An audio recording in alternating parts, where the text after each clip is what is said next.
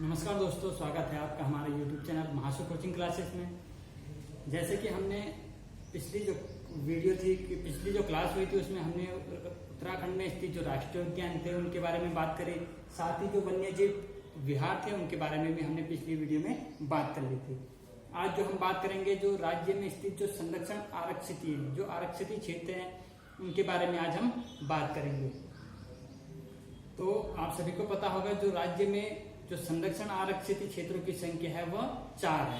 ठीक है, इसके साथ ही हम जो राज्य में स्थित एकमात्र जो बायोस्फीयर रिजर्व क्षेत्र है उसकी बात करेंगे और साथ साथ में जो उच्च स्तरीय प्राणी उद्यान है उसके बारे में भी आज हम इस वीडियो में चर्चा करेंगे। तो सबसे पहले मैं जो संरक्षण आरक्षित है उनके बारे में आपको बताऊंगा कि जो पहला था वो जो पहला संरक्षण आरक्षित क्षेत्र था वो राज्य के देहरादून जनपद में, जिसका नाम आसन बैटलैंड संरक्षण आरक्षित है। आसन बैटलैंड संरक्षण आरक्षित।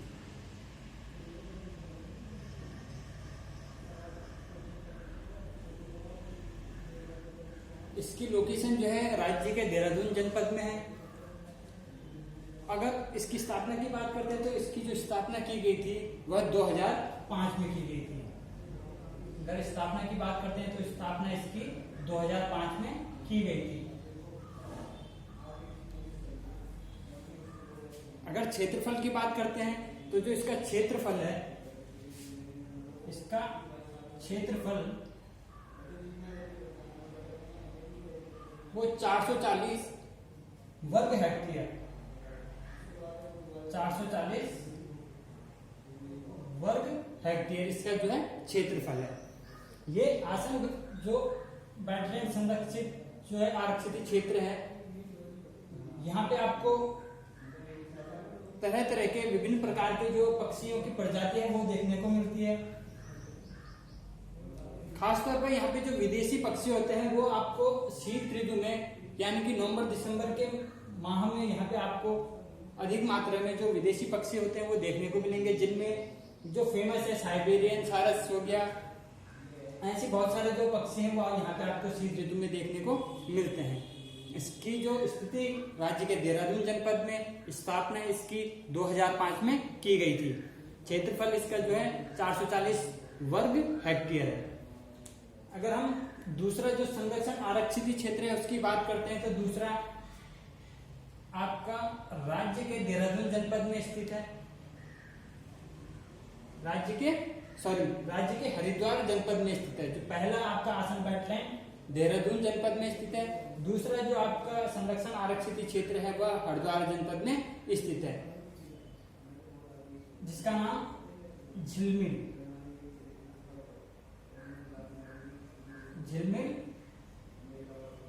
आरक्षित क्षेत्र।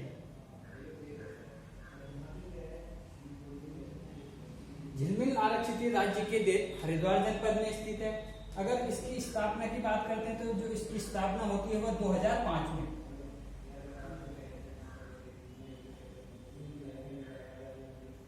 इसकी स्थापना जो की गई थी वह कब की गई थी तो 2005 में इसकी स्थापना की गई थी। आसन की भी 2005 में स्थापना की गई थी और झिलमिल की भी 2005 में स्थापना की गई थी। तीसरा जो संरक्षण आरक्षित क्षेत्र है वो आपका नैनीताल जनपद में पावलगढ़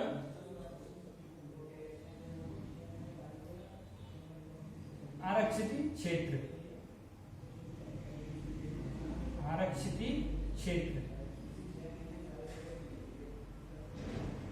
ये पावलगढ़ आरक्षित क्षेत्र राज्य के नैनीताल जनपद में स्थित है। अगर हम इसकी स्थापना की बात करते हैं तो इसकी स्थापना जो है 2012 में की गई थी।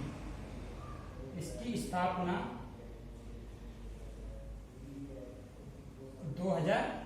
2012 में इसकी क्या कर दी गई थी, स्थापना कर दी गई थी। जो चौथा और अंतिम जो आरक्षित क्षेत्र है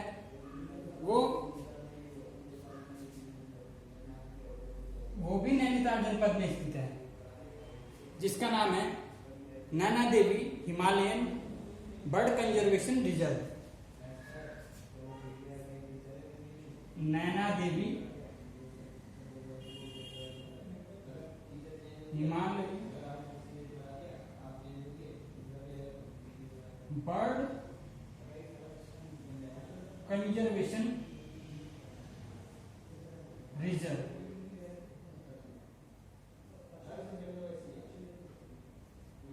Naina Devi Himalaya bird conservation reserve, इसकी जो स्थिति है वो राज्य के नैनीताल जनपद में है। अगर इसकी स्थापना की बात करते हैं तो इसकी स्थापना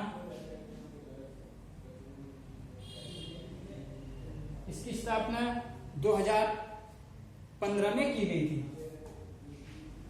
2015। ये तो राज्य में स्थित जो 4 संरक्षण आरक्षित क्षेत्र थे उनके बारे में मैंने आपको बताया कि पहला जो आसन वेटलैंड संरक्षण आरक्षित क्षेत्र है, इस जो राज्य के देहरादून जनपद में स्थित है। अगर इसकी स्थापना की बात करते हैं तो इसकी स्थापना 2005 में की गई थी। अगर क्षेत्रफल की बात करते हैं तो इसका जो क्षेत्रफल था वो 440 वर्ग हेक्टेयर में है। अगर दूसरा जो संरक्षण आरक्षित क्षेत्र है उसकी बात करते हैं तो वो राज्य के हरिद्वार जनपद में स्थित है, जिसका नाम झिलमिल आरक्षित क्षेत्र है। अगर इसकी भी स्थापना की बात करते हैं तो इसकी स्थापना भी 2005 में की गई थी। तीसरा जो संरक्षण आरक्षित क्षेत्र है वो राज्य के नैनीताल जनपद में स्थित है, जिसका नाम पावलगढ़ आरक्षित क्षेत्र है, जिसकी स्थापना सन 2012 में की गई थी। और जो अंतिम और जो चौथा संरक्षण आरक्षित क्षेत्र है वो Naina Devi Himalaya bird conservation reserve है, जो कि नैनीताल जनपद में स्थित है। और इसकी अगर स्थापना की बात करते हैं तो इसकी स्थापना कब की गई थी, 2015 में। यहाँ से अक्सर यही जो पेपरों में पूछे जाते हैं, जो प्रश्न पूछे जाते हैं वो यही पूछे, या तो इनकी स्थिति लोकेशन के बारे में पूछा जाता है, या जो इनकी स्थापना होती है, स्थापना का जो वर्ष होता है वो पूछा जाता है। अब बात करते हैं कि जो राज्य में स्थित बायोस्फीयर रिजर्व क्षेत्र है उसकी बात कर लेते हैं। तो सबसे पहले मैं बताना चाहूंगा कि जो बायोस्फीयर रिजर्व क्षेत्र है वो होते क्या हैं। बायोस्फीयर रिजर्व क्षेत्र वो होते हैं जहाँ पे पशु पक्षी कीट पतंग या पेड़ पौधे, जिनको मतलब हम उनको उनके प्राकृतिक आवास में ही संरक्षण प्रदान किया जाता है। जीव जंतु, पशु पक्षी, कीट पतंग, पेड़ पौधे, वनस्पतियां, जो भी चीज है उनको हम उन्हीं के प्राकृतिक जहां पे वो हैं उनके प्राकृतिक निवास स्थल में ही उनका क्या करते हैं, संरक्षण करते हैं। तो उसी को हम बायोस्फीयर रिजर्व क्षेत्र कहते हैं। अगर हम भारत की बात करते हैं कि भारत का जो सबसे पहला बायोस्फीयर रिजर्व क्षेत्र है वह कौन सा है, तो वो आपका नीलगिरी तमिलनाडु में स्थित है। अगर उसकी स्थापना की बात करते हैं कि उसकी स्थापना कब की गई थी, तो उसकी स्थापना 1986 में की गई थी, जो भारत का पहला बायोस्फीयर रिजर्व क्षेत्र बना था, नीलगिरी तमिलनाडु में। अगर हम दूसरे बायोस्फीयर रिजर्व क्षेत्र की बात करते हैं तो वो आपका राज्य का नंदा देवी बायोस्फीयर रिजर्व क्षेत्र है। नंदा देवी बायोस्फीयर रिजर्व क्षेत्र है।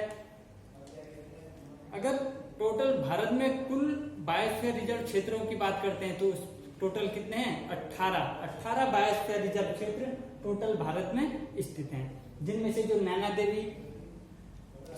देवी बायोस्फीयर रिजर्व क्षेत्र है वह उत्तराखंड राज्य में स्थित है। और उत्तराखंड के 3 जनपदों में इसका विस्तार है। वो 3 जनपद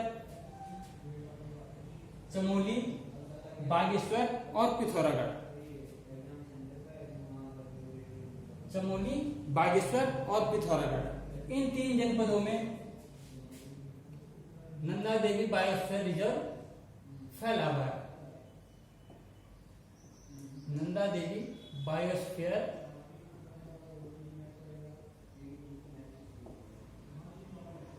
रिजर्व ये राज्य के 3 जनपदों में फैला हुआ है, पिथौरागढ़, बागेश्वर और चमोली। अगर हम इसकी स्थापना की बात करते हैं तो इसकी स्थापना 1988 में की गई थी। इसकी अगर हम स्थापना की बात करते हैं तो इसकी स्थापना 1988 में की गई थी। नंदा देवी बायोस्फीयर रिजर्व राज्य के 3 जनपदों में विस्तृत है, फैला हुआ है, चमोली, बागेश्वर और पिथौरागढ़। अगर हम इसकी स्थापना की बात करते हैं तो इसकी स्थापना 1988 में की गई थी। इसी नंदा देवी बायोस्फीयर रिजर्व क्षेत्र के अंतर्गत राज्य के जो 2 राष्ट्रीय उद्यान है वो इसी के अंतर्गत शामिल है।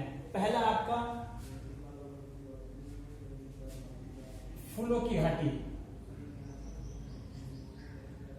फूलों की घाटी राष्ट्रीय उद्यान। फूलों की घाटी राष्ट्रीय उद्यान वो नंदा देवी बायोस्फीयर रिजर्व क्षेत्र के अंतर्गत आता है। और जो दूसरा है नंदा देवी राष्ट्रीय उद्यान,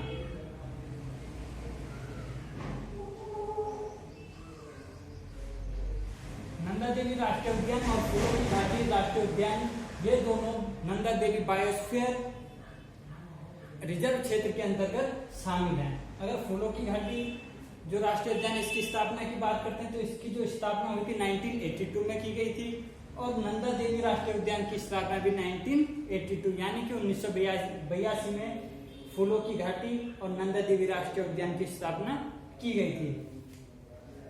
फूलों की घाटी जो राष्ट्रीय उद्यान है इसको 2005 में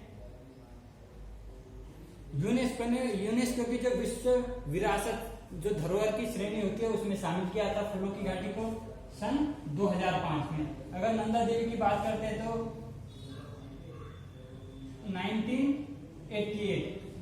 1988 में नंदा देवी राष्ट्रीय उद्यान को यूनेस्को ने विश्व विरासत की श्रेणी में शामिल किया था।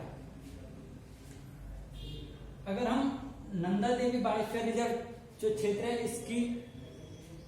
इसका जो क्षेत्रफल है उसकी बात करते हैं तो इसका क्षेत्रफल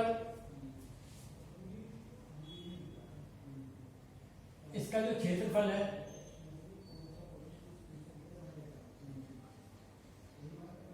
5,860 वर्ग किलोमीटर। 5,860 वर्ग किलोमीटर इसका क्या है, क्षेत्रफल है। अगर बात करते हैं कि जो बायोस्फीयर जो रिजर्व क्षेत्र है इसका जो प्रारंभ कब किया गया, तो इसका जो प्रारंभ किया गया था वह यूनेस्को के द्वारा किया गया था और 1971 से इसकी शुरुआत की गई थी। 1971 से इसकी शुरुआत की गई थी और भारत को जो पहला बायोस्फीयर रिजर्व बना था, भारत का पहला बायोस्फीयर रिजर्व क्षेत्र वो बना था नीलगिरी, तमिलनाडु।